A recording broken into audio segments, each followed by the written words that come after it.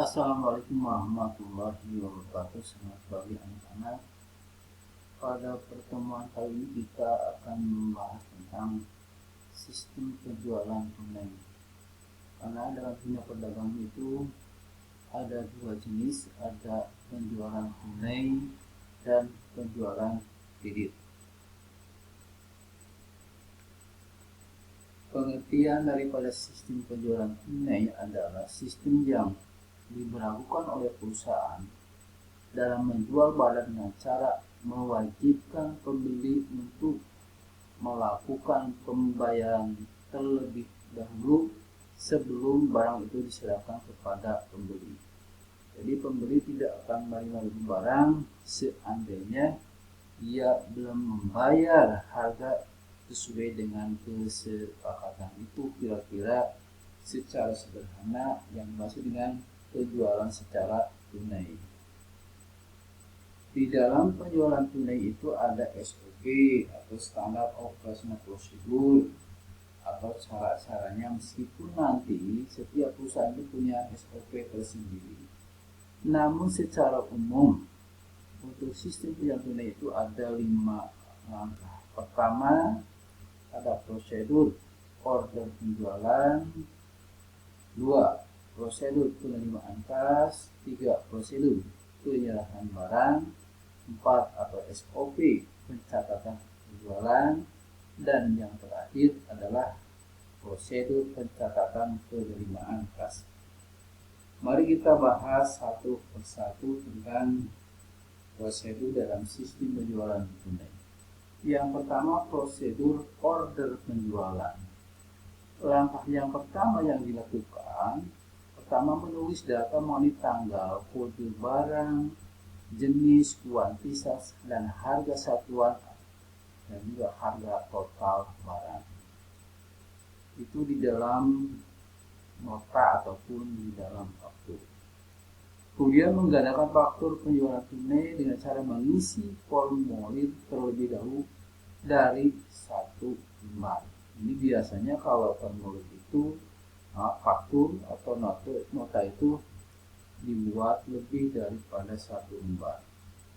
Berikutnya menghitung perkalian harga satuan dengan kuantitas serta jumlah harga yang harus dibayar oleh pembeli.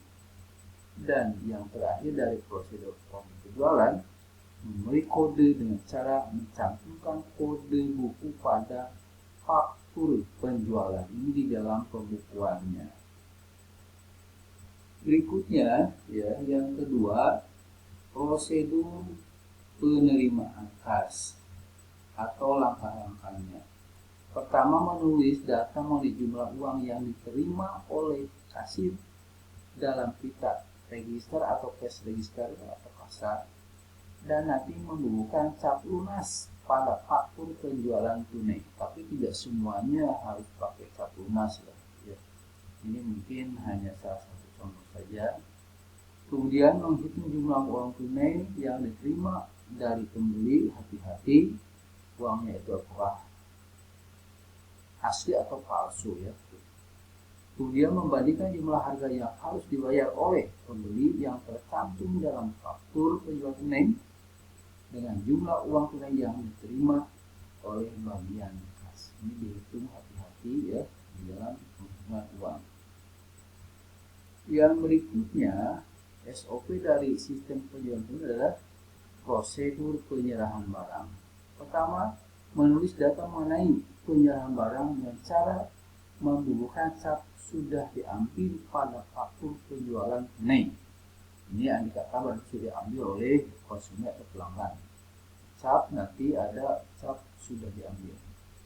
Kemudian membandingkan jenis barang yang tercantum dalam faktur penjualan tunai yang diterima dari agen penjualan dengan jenis barang yang tercantum dalam faktur penjualan tunai yang diterima dari pembeli. Ya, itu mohon perhatikan. Ya. Berikutnya yang keempat, tugas daripada atau prosedur daripada sistem penjualan ini adalah pencatatan penjualan.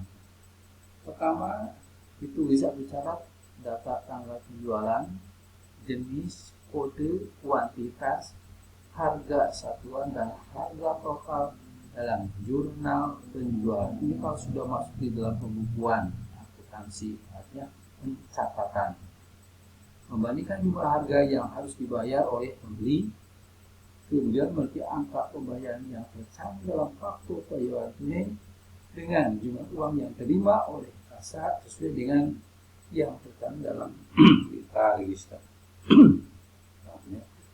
Berikutnya memberi kode rekening buku besar yang harus diberikan dan dikreditkan akibat transaksi penjualan tersebut. Biasa dalam transaksi jual beli itu nanti di dalam sistem pembukuan itu ada yang di debit dan ada yang di kredit.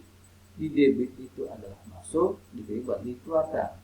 Kalau kita menjual berarti nanti kita terima uang itu di debit, tetapi nanti di kredit. Hasil dari apa uang itu, yaitu hasil penjualan suatu barang dicatat di sebelah kredit. Itu sesuai dengan ketentuan akuntansi. Yang berikutnya adalah prosedur pencatatan penerimaan kas. Membandingkan jumlah rupiah yang tercantum dalam bukti setor dengan jumlah rupiah yang tercantum dalam faktur penjualan tunai. Ini harus betul-betul hati-hati ya di dalam menerima atau mencatat di dalam pembukuan. Menulis data tanggal penerimaan kas, sumber penerimaan kas, dan total kas yang disetor ke bank dalam jurnal penerimaan kas. Andai kata ini uang yang diterima itu akan disimpan atau disetor ke bank. Berikutnya memberi kode rekening buku besar harus didebitkan dan dikreditkan akibat transaksi penjualan tersebut. Ini sudah dibahas yang sebelumnya tentang masalah ada istilah debit dan dikredit. Ya. Berikutnya di dalam sistem penjualan kas, sistem penerimaan kas dari penjualan tunai ada 3 metode atau 3 cara di dalam penerimaan uang. Yang pertama adalah over the counter sales, kemudian yang kedua cash on delivery sale, dan terakhir adalah penerimaan kas dari kredit card. Mari kita bahas satu persatu.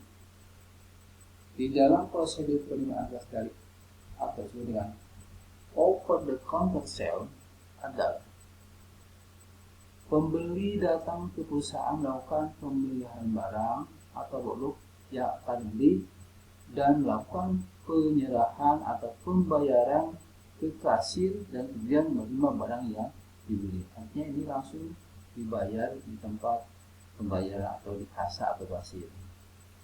Kemudian ada istilah di dalam peribahasa ada COD, cash on delivery sale.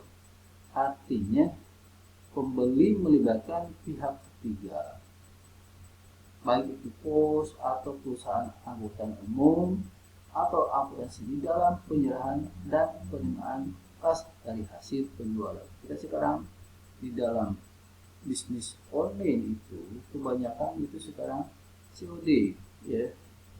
Jadi melibatkan pihak ketiga, misalnya ada CNE, ada Express dan sebagainya. Itu yang dimaksud dengan sistem penerimaan dari cash on delivery sale. Yang terakhir adalah penerimaan kas dalam bentuk kredit card.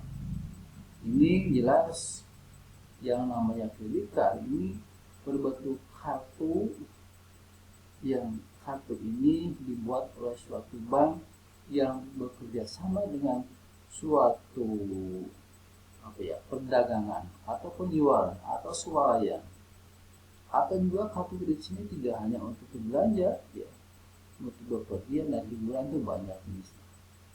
Ya, kita kalau membeli suatu barang itu ke swalayan atau kita ke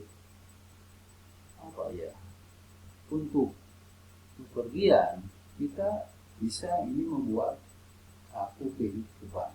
Dengan syarat nanti ada ketentuan dari bank tentang persyaratan seseorang kalau atau untuk mendapatkan kredit card. Ada kredit card dan ada juga debit card. Itu saja pertemuan hari ini, mudah-mudahan kalian dipahami. Insya Allah minggu depan kita akan lanjutkan pada materi yang berikutnya. Terima kasih. Assalamualaikum warahmatullahi wabarakatuh.